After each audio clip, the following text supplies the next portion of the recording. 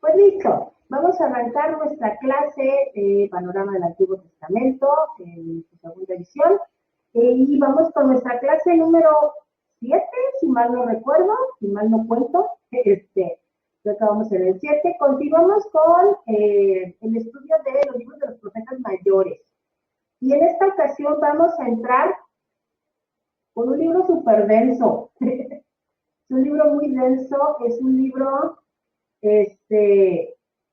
perfecto, ahí están ahí juntitos, excelente. Es un libro pesado, es un libro denso, es un libro que contiene mucho simbolismo. Entonces sí les pido por favor que estamos así con las antenitas bien paradas, porque tenemos mucho por ver, mucha información, mucha, valga la redundancia de ser un profeta, mucha profecía. Entonces, vamos a estudiar el libro de Ezequiel en esta ocasión. Y antes de empezar, como siempre, les pido que me acompañen a orar para que sea el Señor que nos enseñe. Señor, gracias por estar aquí con nosotros. Sabemos, Señor, que tu palabra dice que donde haya dos o tres reunidos en torno a ti, tú vas a estar en medio de ellos. Gracias, Señor, porque sabemos que tú estás, porque tú siempre cumples tu palabra. Espíritu Santo, te pedimos que seas tú el que nos enseñes. Tú eres el gran maestro, ese es tu ministerio, enseñarnos, educarnos, edificarnos. Te pedimos que seas tú el que tome el control de esta clase, Señor, que seas tú el que nos enseñe, que nos des corazones dispuestos, que nos des esa sabiduría que Santiago dice que si la pedimos, nos será dada mucho más allá de lo que estamos pidiendo. Entonces te pedimos sabiduría para comprender tu palabra, Señor, te pedimos sabiduría para entender todo lo que has dejado a través de este libro, que sabemos que está dirigido básicamente a Israel, pero que también tiene mucho que enseñarnos a nosotros. Te damos gracias en el nombre de nuestro Señor Jesús. Amén. Y pues bueno, como les digo, nos vamos a ir directo y sin escalas a estudiar el libro de Ezequiel. Entonces vamos a compartir pantalla, ya saben. Listo. Y entonces vamos a empezar con nuestro libro de Ezequiel. Y este libro empieza con la gloria de Dios. ¿Quién es Ezequiel? Ezequiel, su nombre quiere decir Dios da fortaleza. ¿Y quién era este profeta? Bueno, este profeta nació en Jerusalén, más o menos en el 622 a.C. Fue hijo de Buzi, de la casta sacerdotal, o sea, él era sacerdote. Estaba casado, no sabemos si tenía hijos, y él fue llevado al exilio a Babilonia durante la segunda deportación, durante el reinado del rey Joaquín. Él fue llamado por Dios para servir como profeta 5 años después de haber sido llevado al cautiverio, cuando tenía 30 años, alrededor del año 595 a.C., y ejerció este ministerio por 22 años. Este libro fue escrito aproximadamente entre el 593 y el 505. Recordemos, escrito no quiere decir que solo sean los acontecimientos de esos años, ni que ese haya sido su ministerio. Su ministerio duró 22 años. Fue contemporáneo de Jeremías, aunque Jeremías ya era muy ancianito en esta época, y se cree que probablemente se pudieron haber conocido en Jerusalén antes del exilio. Y hay algunos, esto es un dato importante, ojo, no aparece en la Biblia, estudiando, así en otras fuertes, existen lo que se le llama la tradición rabínica. Para los judíos es muy importante la tradición rabínica, porque son los registros que han ido llevando los rabinos de generación en generación en generación. Entonces hay ciertas cosas que no aparecen en la Biblia, ni siquiera en la Biblia hebrea, pero que están en otros libros. Entonces, según algunos rabinos, no está confirmado, pero hay algunos rabinos que creen que a lo mejor Jeremías incluso pudo haber sido padre de Ezequiel, porque a Jeremías le llamaban Buzi, y Buzi quiere decir rechazado. Entonces piensan que a lo mejor podía haber ahí alguna conexión.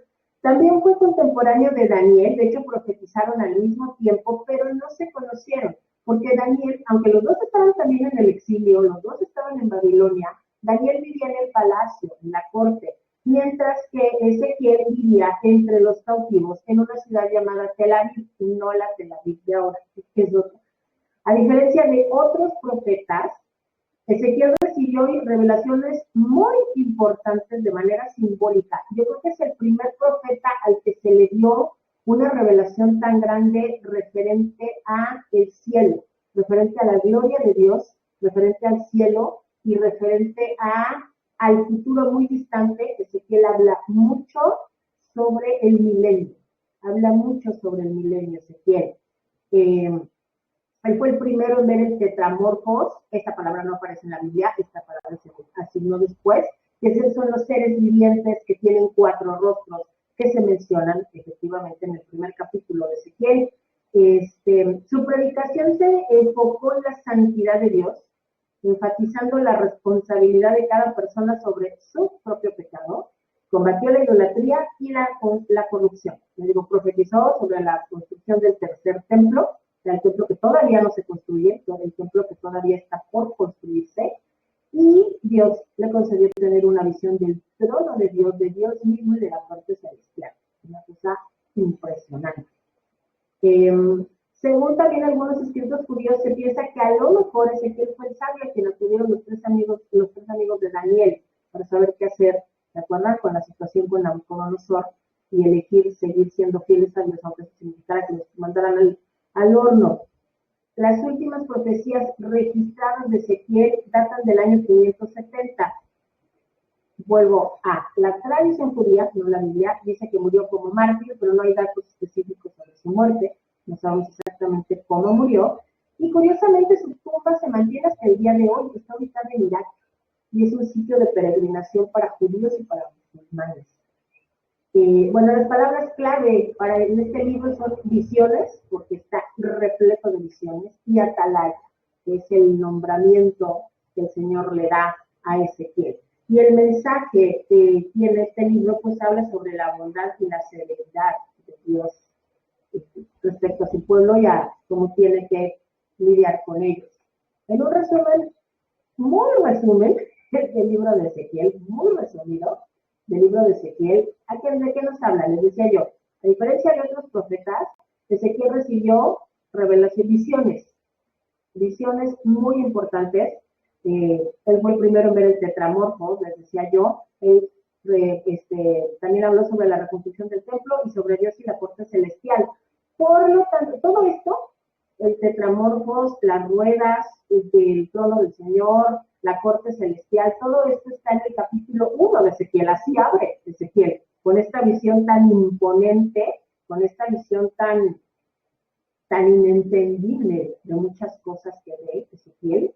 Pero entonces resulta que porque Ezequiel tiene el privilegio de ver el cielo, de ver el trono de Dios y de ver la corte de Dios, este capítulo, el capítulo 1 de Ezequiel, está prohibido ser leído en voz alta en las sinagogas. Porque, no porque se mantenga oculto, no porque tenga un mensaje que no les guste, al contrario, no está permitido leerse en las sinagogas porque habla de Dios de una manera directa, frontal, describe a Dios. Y para los judíos, recordemos que los judíos son súper respetuosos de Dios, de la persona de Dios, del nombre de Dios. Los judíos ni siquiera pronuncian el nombre de Dios. Por eso ya no sabemos cómo se dice exactamente el nombre de Dios. Entonces, como este capítulo habla tanto y menciona tantas cosas que tienen que ver con Dios y con todo el entorno en el que Dios se desenvuelve, este capítulo no se lee en voz alta en las sinagogas. Bueno, entonces nos dice, Ezequiel está ministrando, es un exiliado que le está ministrando a exiliados. Él, aunque es judío, nació en Jerusalén, está en Babilonia. Comienza, toda su visión comienza en Babilonia. Y él comienza su mensaje con la condenación y el juicio a la nación de Judá y las advertencias de la destrucción de Jerusalén. Perdón. El pasado, después de esto, la perspectiva de Ezequiel cambia, después de que habla de toda esta cuestión de que Judá no se arrepiente y que va a tener que pagar un precio por no haberse arrepentido, cambia su perspectiva y empieza a hablar hacia el futuro. El pasado queda atrás. Entonces Ezequiel quiere ayudar al pueblo a aprender de sus fracasos, anuncia un juicio inminente sobre las naciones vecinas de Judá y restablece la esperanza para la restauración de Israel. Su visión del Valle de los Huesos Secos, que lo vamos a ver más adelante, describe vívidamente la nueva vida que se le va a dar a esta nación. Y el libro concluye con una visión del retorno de Ezequiel a Jerusalén para recibir detalles sobre el nuevo templo, la nueva Jerusalén y la nueva tierra. Israel y Judá van a ser restauradas a una unidad desde los confines de la tierra y la gloria de Dios regresará a Jerusalén. Esto es algo que se establece en el libro, que la gloria de Dios se ha ido de Jerusalén desde entonces, fíjense, desde entonces, estamos hablando de los años 600 antes de Cristo. ¿Qué temas toca Ezequiel? ¿Cuáles son los temas principales, más allá de la profecía, de la enorme cantidad de profecía y de eventos futuros que se narran en Ezequiel? ¿Cuáles son los temas? Habla de que Dios siempre odiaba y va a continuar odiando el pecado y eso no va a cambiar. Que Dios sigue siendo santo. Que los caminos de Dios contrastan con los caminos del mundo. Vaya, lo hemos hablado, lo hablamos el sábado que decíamos con las mujeres. Cada vez la Biblia, si uno se adentra en el estudio de la Biblia, vas confirmando y te das cuenta que cada vez que la Biblia dice blanco, el mundo dice negro. ¿Sabes? Pues sí, inevitable la disparidad de la visión de la vida de Dios y del mundo.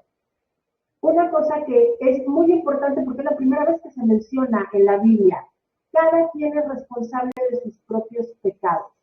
De que hay un versículo hermoso, hermoso por eso, porque libera de la carga a otras personas. ¿Sí? En Ezequiel 18:20 dice, el alma que pecare, esa morirá. El hijo no llevará el pecado del padre, ni el padre llevará el pecado del hijo. La justicia del justo será sobre él, y la impiedad del impío será sobre él. Aquí Dios dice, cada quien carga con lo que le corresponde. Eso es algo que es la primera vez que lo menciona Dios.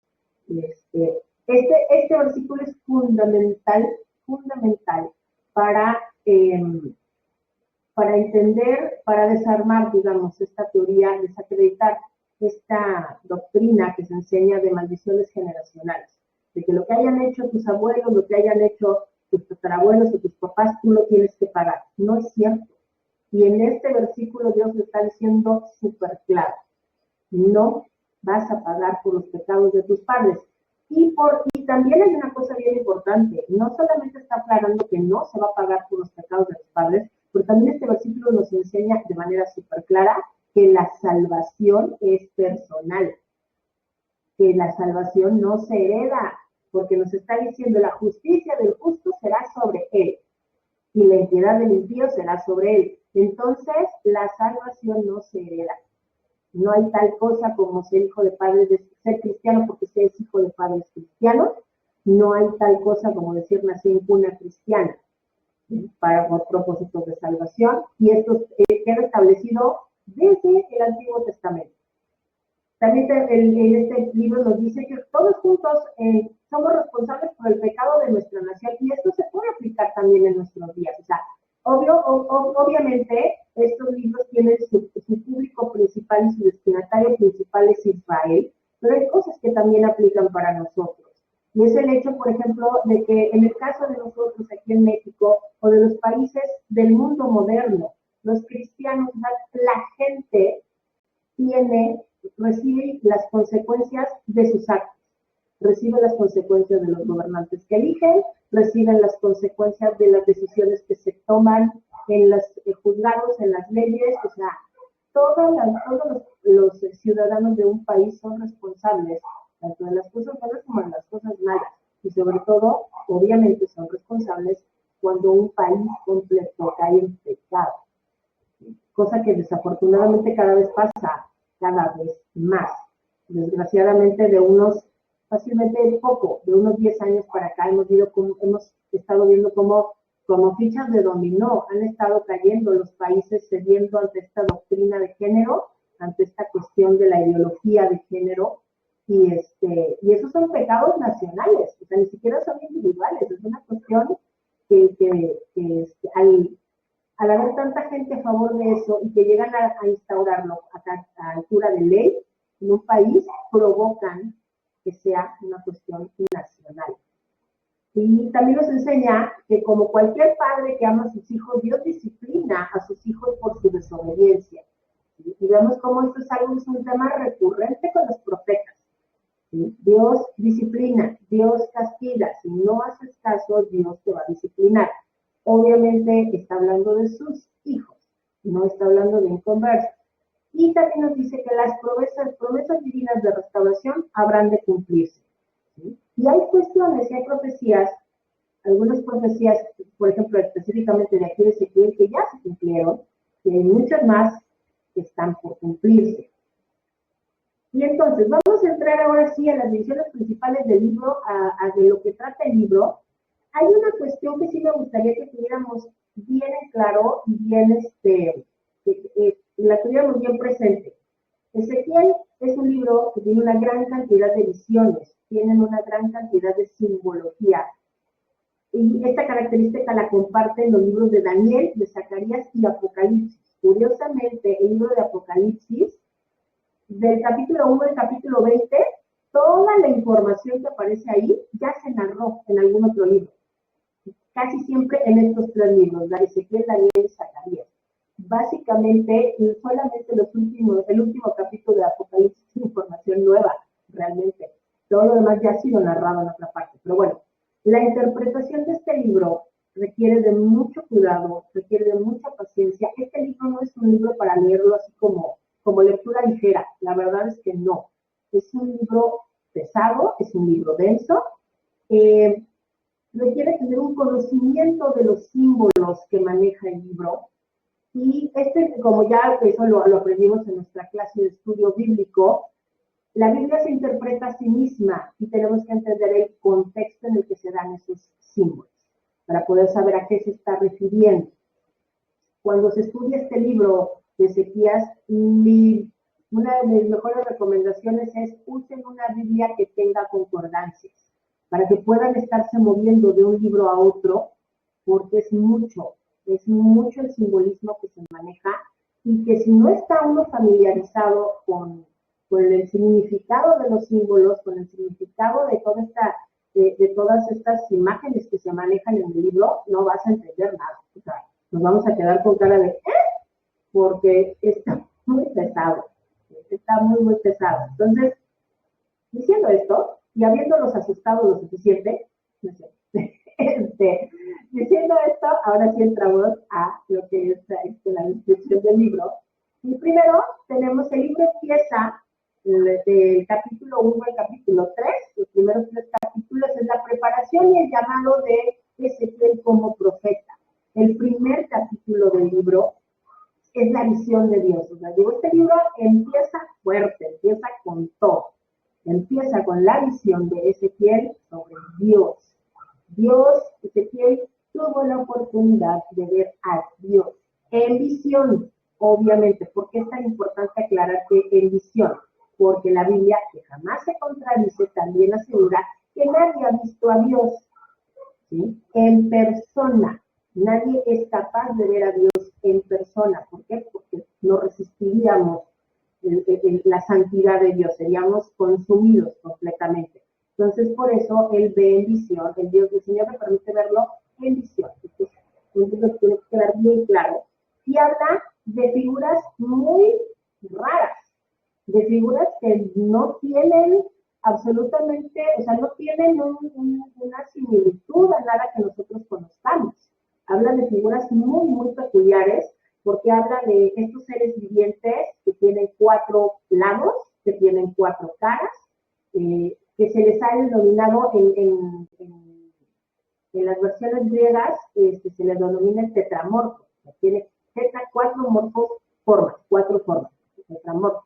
Las ruedas, que también son una cosa rarísima, el trono celestial, la corte de Dios, y bueno, eso es lo que aquí les digo. Y tenemos el llamado y la comisión de Ezequiel, de cómo el Señor lo llama y le dice para qué lo va a usar, cómo el Señor lo prepara para su misión. Y tenemos ahora sí ya la comisión y la responsabilidad del profeta. Ahora sí, específicamente, ¿qué es lo que va a hacer?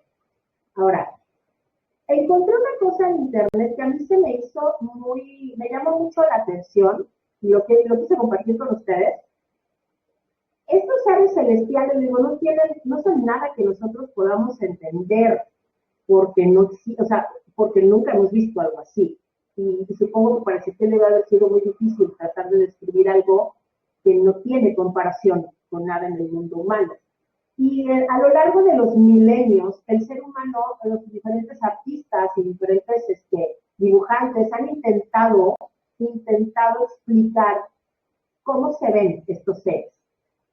No lográndolo con mucho éxito, sobre todo porque por la cuestión de que cómo expresas fielmente en dos planos, en dos dimensiones, o sea, en un papel que solo tiene alto y largo, cómo puedes plasmar algo que es tridimensional y tan complejo.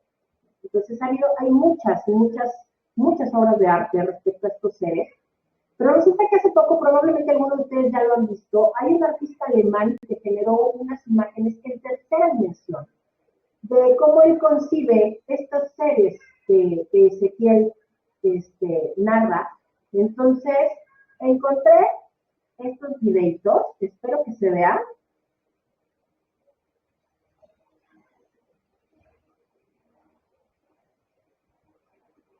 No sé si lo alcanzan a ver.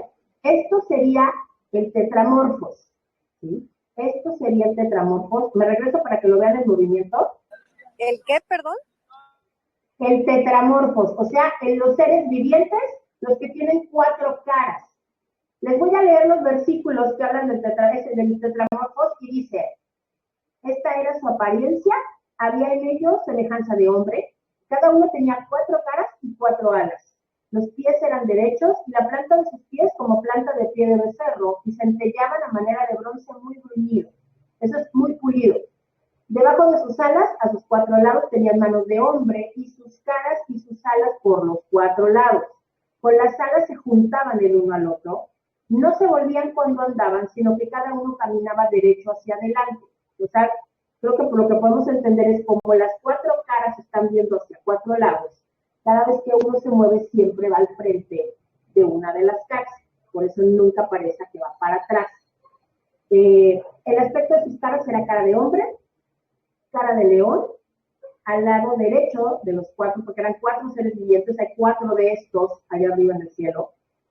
El cara de buey a la izquierda y asimismo había de los 4 cara de águila. Esas eran sus caras. Y tenía sus alas extendidas por encima cada uno, 2, las cuales se juntaban y las otras 2 cubrían sus cuerpos. Entonces, probablemente así se vean estos seres vivientes. Ahora, más adelante, en los siguientes versículos, Ezequiel narra también y describe algo que él le llama las ruedas. Entonces, vamos a ver las ruedas.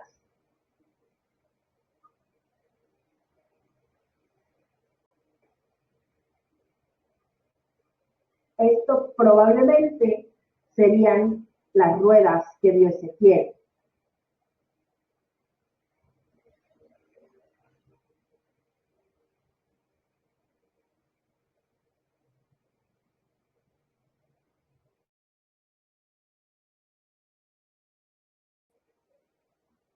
Y entonces les decía, vimos las ruedas y decía, cuando yo miraba los seres vivientes, he aquí una rueda sobre la tierra junto a los seres vivientes a los 4 lados. El aspecto de las ruedas y su obra era semejante al color del crisólito, y los 4 tenían una misma semejanza. Su apariencia y su obra era como una rueda en medio de rueda. Cuando andaban se movían hacia sus 4 costados, no se volvían cuando andaban. Y sus aros eran altos y espantosos y llenos de ojos alrededor de las 4. Y cuando los seres, y esto es curioso, cuando los seres vivientes andaban, las ruedas andaban junto con ellos. Y cuando los seres vivientes se levantaban de la tierra, las ruedas se levantaban. Hacia donde el espíritu les movía que anduviesen, andaban. Hacia donde les movía el espíritu que anduviesen, las ruedas también se levantaban tras de ellos. Porque el espíritu de los seres vivientes estaba en las ruedas. Cuando ellos andaban, andaban ellas, y cuando ellos se paraban ellas. Asimismo, cuando se levantaban de la tierra, las ruedas se levantaban tras ellos, porque el espíritu de las ruedas estaba en los seres vivientes, estaba en las ruedas. Entonces, vaya, estos seres vivientes, y como que cada ser viviente tiene su rueda de ruedas, y cada vez que se mueve, la rueda va atrás de él. ¿Qué función tienen? No tenemos la memoria. Solamente lo vio. Y esto fue lo primero que vio Ezequiel. O sea, Yo no me quiero imaginar que casi le da el soponcio al pobre hombre cuando vio esto, porque dice que vio una tormenta, una nube de tormenta, y cuando se abre, lo primero que ve son estas cosas. Debe de haber sido una cosa, o sea, impactante. Y después de esto, ve, ahora, estos seres vivientes, también eso es otra cosa, más adelante, les digo, cuando uno puede ver estas cuestiones, asociarlas a través de la escritura, estos seres, lo que él le llama seres vivientes, son los querubines que se mencionan en Apocalipsis. Entonces, aquí se ve un querubín. Como ustedes ven, no tiene nada que ver con la figura de niños que nos muestra casi todo el arte medieval. Por alguna razón, en el Imperio Romano se empezó a asociar a los querubines con la imagen de Eos, de Cupido, que es un bebé, que es un niñito, lo identifican como un niño. Pues por alguna razón empezaron a asociar a los querubines, o sea, la palabra querubín, con la imagen del Cupido, y entonces por eso los artistas a lo largo de entonces empezaron a pensar que los querubines, a pintar los querubines como niños con alas, pero por lo que vemos no tiene nada que ver, absolutamente nada que ver. Bueno, entonces regresamos a la presentación. Déjenme pasarme a la siguiente, ahí está, porque no se vaya a volver a trabar. Y, ok, volvemos a compartir. Ok, entonces ahora, la segunda división empezamos, luego la primera parte del libro, la introducción, son los primeros 3 capítulos, es toda esta visión que tiene Ezequiel y su llamado. Después ya entra, ahora sí que a lo que te truje, entra a lo que le llama el Señor, que es a hablar primero en contra de Judá y Jerusalén. Habla de el sitio predice el sitio de Jerusalén, o sea, antes de, predice el sitio de Jerusalén, habla de las señales del juicio venidero, son 4 señales, son la señal del adobe, la posición física del profeta, Dios le dice que se acueste sobre uno de sus costados y todas estas cosas, el hombre y el pan inmundo y raparse la cabeza y la cara. ¿Sí? Todo esto tiene que ver con el juicio que va a venir sobre Jerusalén. Después dice, nos habla de que un remanente va a ser preservado en el capítulo 6 y 7.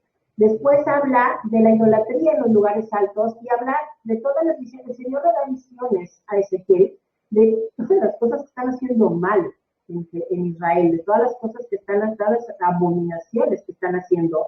Y, por ejemplo, estas visiones se relacionan con la profanación del templo. El Señor le muestra a Ezequiel que los sacerdotes mismos que están ministrando en el templo del Señor, adentro del templo, están adorando dioses ajenos. Le muestra una cámara secreta que está en el templo y está llena de imágenes, llena de símbolos, y están adorando a Baal, o sea, a otros dioses. Los sacerdotes del Señor. También nos habla de que hay 6 hombres que son amos de destrucción y el remanente que va a ser perdonado, que ya ha sido perdonado y que ha sido marcado, obviamente en el espiritual, para que no sufran daño. Y también le habla de que la gloria de Dios se va de Jerusalén. Desde entonces no se ha vuelto a ver, o sea, de Jerusalén y del mundo. La gloria física de Dios que se manifestaba en el templo se fue en este momento, en el momento en el que se destruye el segundo templo y se los llevan a Babilonia. En este momento la gloria física de Dios no se vuelve a ver sobre la faz de la tierra. Estoy hablando de la gloria de Dios, la columna que bajaba y que inundaba el templo. Era una columna de humo que inundaba el templo, que inundaba el lugar santísimo, y en otras ocasiones, cuando se inauguró el templo, inundó todo el templo. Eso ya no se volvió a ver, jamás. Hasta el día de hoy no se ha vuelto a ver, y esto se va a ver hasta el milenio.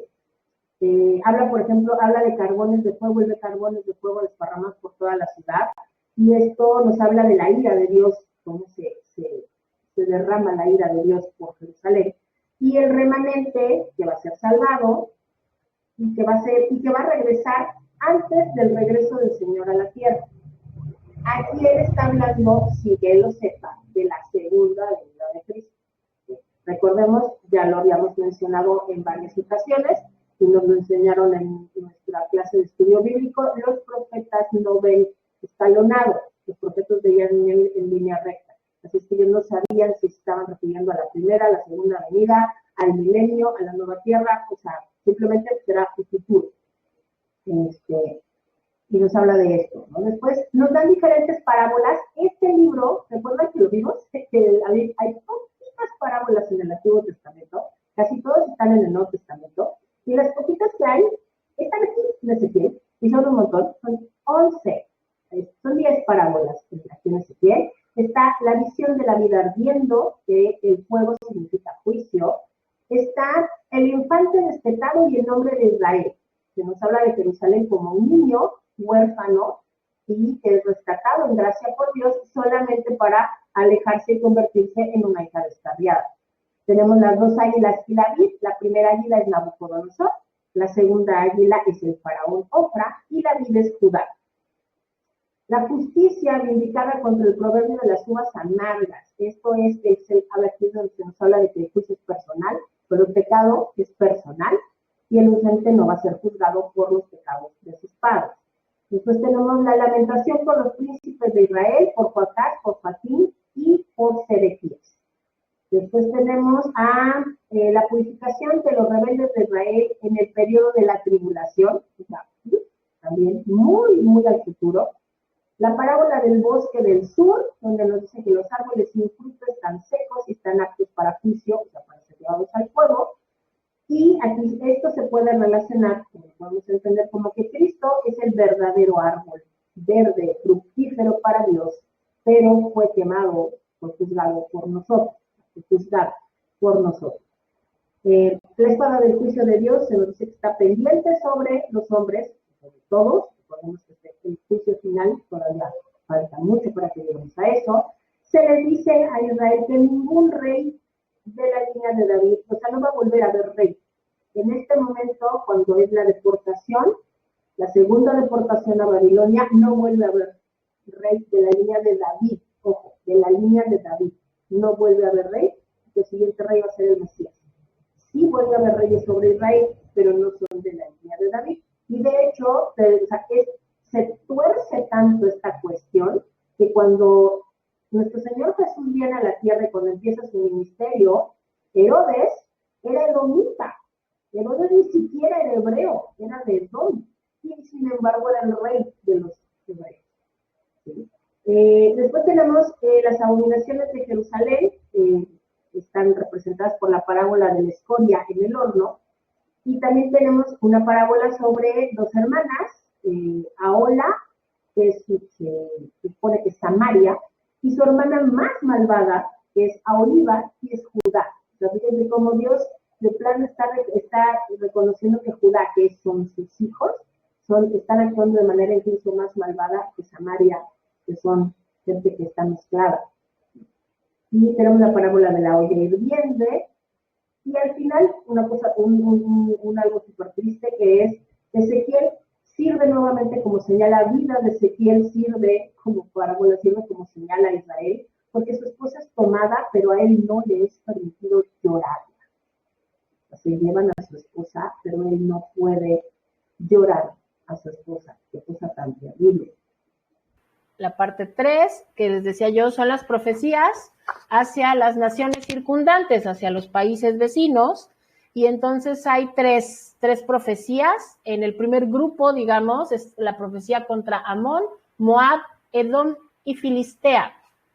Estas 4 naciones van a ser juzgadas por causa de Judá, de su actitud hacia Judá, pero como resultado de este juicio va a haber un remanente que va a sobrevivir y va a regresar para conocer a Jehová.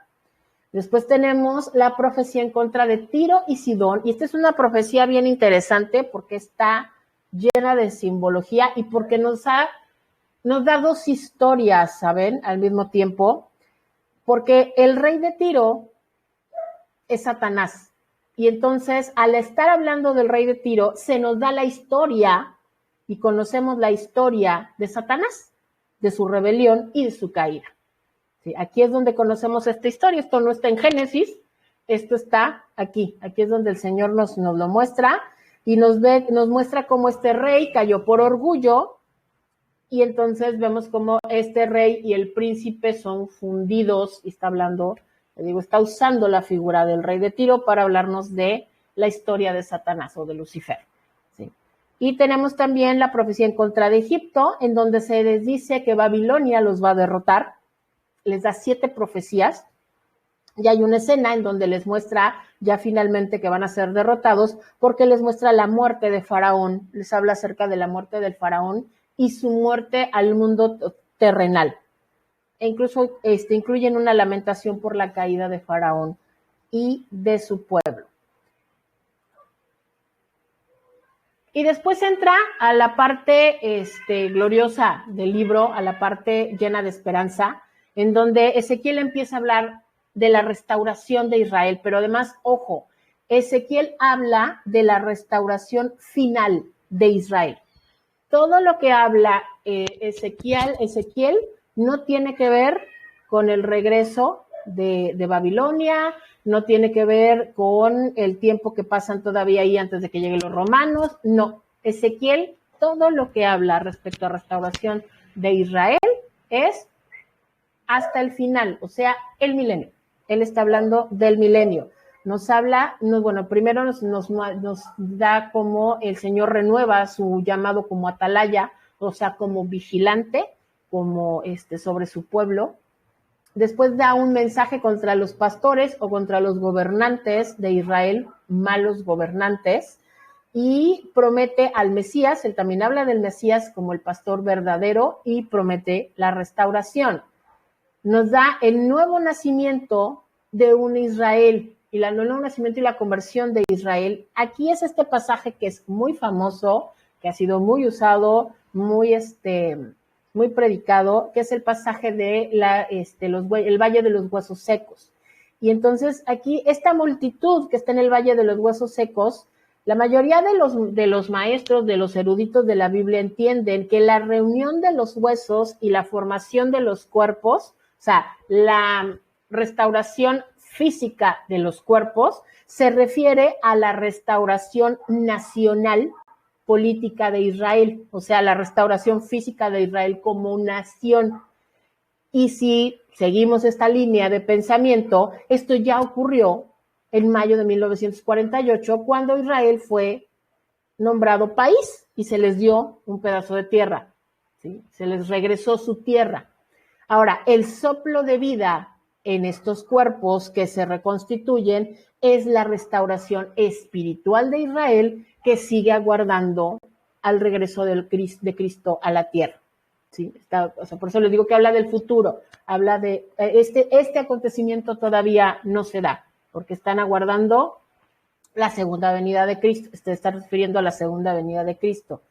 Después nos habla también del juicio a los enemigos, y aquí también es una cosa que está así como medio confusa, porque dice que los enemigos de Israel van a ser derrotados, y habla de Gog y Magog, pero según lo que estuve leyendo y lo que estuve investigando, no es el mismo Gog al que se refiere Apocalipsis 20, porque ese Gog es al final de los 1000 años, o sea, después del milenio, y este Gog al que se refiere Ezequiel es antes del milenio, es algo que va a pasar antes del milenio. ¿Sí? Dice que parece ser que están identificando este ataque, y les digo, los eruditos. Esto es, por eso les decía yo, ya nos estamos metiendo en terrenos muy, muy pantanosos, porque son cosas que no han pasado, entonces no podemos asegurar que es exactamente esa sea la interpretación correcta, porque no ha pasado.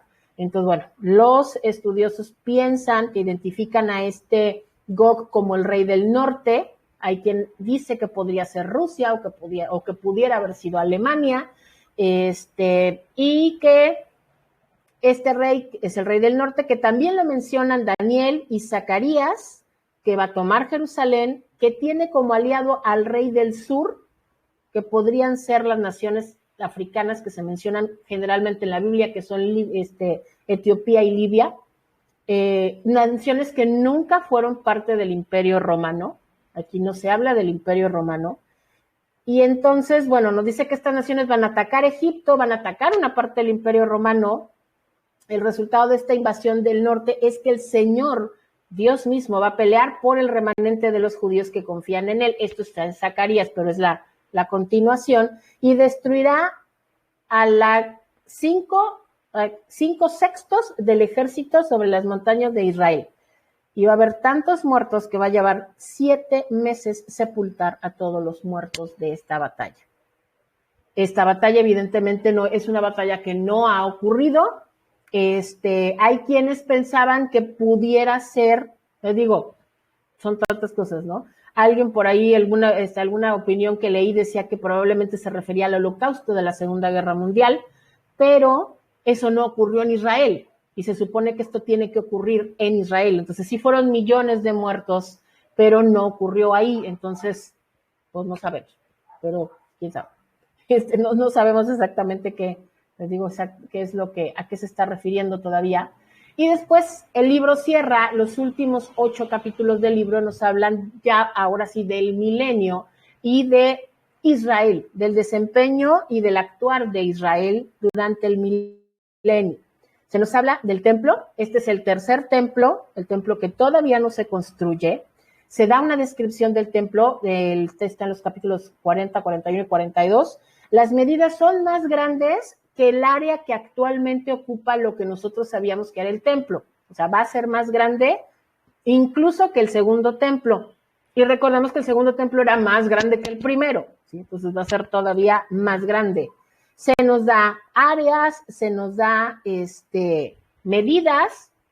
Nos dice, por ejemplo, habla de la puerta, que la puerta va a estar mirando hacia el este, las mesas de las ofrendas, las cámaras para las cortes internas, el pórtico de la casa, el lugar santo y el lugar santísimo. O sea, la estructura del templo va a ser la misma que tenía el primer templo, solo que más grande, pero va a seguir existiendo el lugar santo y el lugar santísimo, las cámaras de los sacerdotes, los edificios posteriores, o sea, todo va a estar igual, no es que más grandote, ¿sí?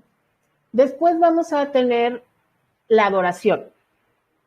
Sí, la adoración se va a reinstaurar en el milenio, se va a reinstaurar el sistema de sacrificios en el milenio, ¿sí? Sí, se va, o sea, el templo va a volver a funcionar como funcionaba, como funcionó el primer y el segundo templo. Este templo va a funcionar también de esa manera. La gloria del Señor que se fue desde ese momento va a regresar, ¿sí? Vamos a poder ser testigos de la columna que es la gloria del Señor en el lugar santísimo. Regresa y va a llenar el templo, que es la visión que tuvo Ezequiel del humo y las faldas del Señor que cubrían todo el templo, ¿sí? Ahora, se hace un sacrificio del altar, se hace un sacrificio de las ofrendas, pero aquí para que lo veamos, este sistema de sacrificios no va a tener un sentido de remisión de pecados, o sea, no se va a regresar a la ley.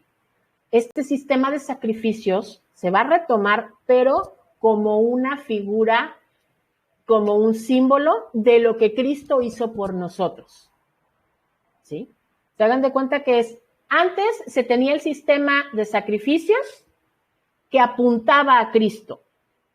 Llega Jesús con su sacrificio que es único, suficiente, no se requiere nada más, y ahora se reinstaurará el sistema de sacrificios como algo que apunta a Cristo también, ¿sí? Que ya pasó. O sea, tenemos a Cristo en medio y están los primeros sacrificios, los segundos sacrificios, todos siempre apuntando a Cristo, ¿sí? Entonces, los primeros sí servían para cubrir pecados. Estos no van a borrar pecados porque los pecados los ha borrado el sacrificio de Cristo. Simplemente es una figura de lo que Jesús hizo por nosotros y eso es lo que van a hacer. Se continúa con y después tenemos la tierra milenial, ¿sí? Una descripción de la tierra milenial. Habla de las aguas curadoras, de la división de la tierra, sacrificios por el santuario, la ciudad y el príncipe, las puertas de la ciudad y el nuevo nombre que ahora va a ser Jehová Sama y que quiere decir el Señor está presente. ¿Sí?